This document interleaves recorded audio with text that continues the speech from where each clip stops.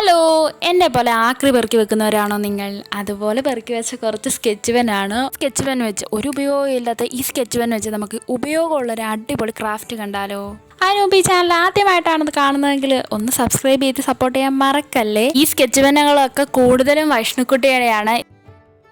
ഞാൻ ആദ്യം ഇതിൻ്റെ നിപ്പ് പോർഷൻ എല്ലാം മാറ്റിയെടുത്തു. അതിൻ്റെ കളറും അതും ഇതൊക്കെ മാറ്റിയില്ലെങ്കിൽ നമ്മൾ പിന്നീട് യൂസ് ചെയ്യുമ്പോഴത്തേക്കും അതൊക്കെ കയ്യിൽ പറ്റാനായിട്ട് ചാൻസ് ഉണ്ട്. അതുകൊണ്ട് ഞാൻ അതിൻ്റെ നിപ്പും അതിൻ്റെ സ്പോഞ്ച് പോർഷനും ഒക്കെ റിമൂവ് ചെയ്തിട്ടാണ് ചെയ്യുന്നത്.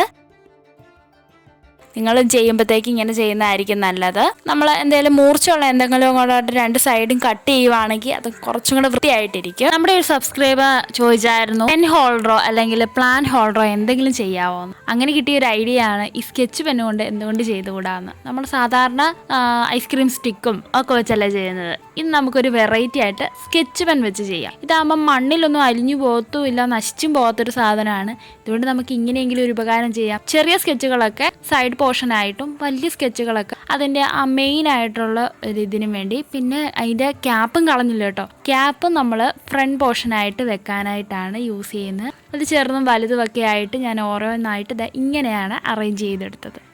ഇത് ഞാൻ നേരത്തെ യൂസ് ചെയ്തുകൊണ്ടിരുന്ന, ഞാൻ കോളേജ് പഠിച്ചുകൊണ്ടിരുന്നപ്പോൾ യൂസ് ചെയ്തുകൊണ്ടിരുന്ന റെക്കോർഡ് ബുക്കിൻ്റെ ഫ്രണ്ട് പോർഷനില്ലേ, എൻ്റെ ആ ഫ്രണ്ടിലത്തെ താള്, അതാണ് ഞാൻ യൂസ് ചെയ്തിരിക്കുന്നത്. പിന്നെ ഇതിന് യൂസ് ചെയ്തിരിക്കുന്ന പശ ഗ്ലൂഗണ്ണാണ്. ഞാൻ പെട്ടെന്ന് ചെയ്യാൻ വേണ്ടി ഗ്ലൂഗൺ യൂസ് ചെയ്താൽ നമുക്ക് ഫെവിക്കോളും കൊണ്ട് ചെയ്യാം. പേപ്പറെ ഒട്ടിക്കുന്നത് കൊണ്ട് ഇച്ചിരി സമയം എടുക്കുന്നേ ഉള്ളൂ. അടിപൊളിയായിട്ട് നമുക്ക് ചെയ്തെടുക്കാം. പെൻ ഹോൾഡർ ആക്കിയപ്പോൾ കാർഡ്ബോർഡിൻ്റെ ഒരു കഷ്ണം കൂടെ നടുക്കായിട്ട് വെച്ച് കൊടുത്തിട്ടുണ്ട്.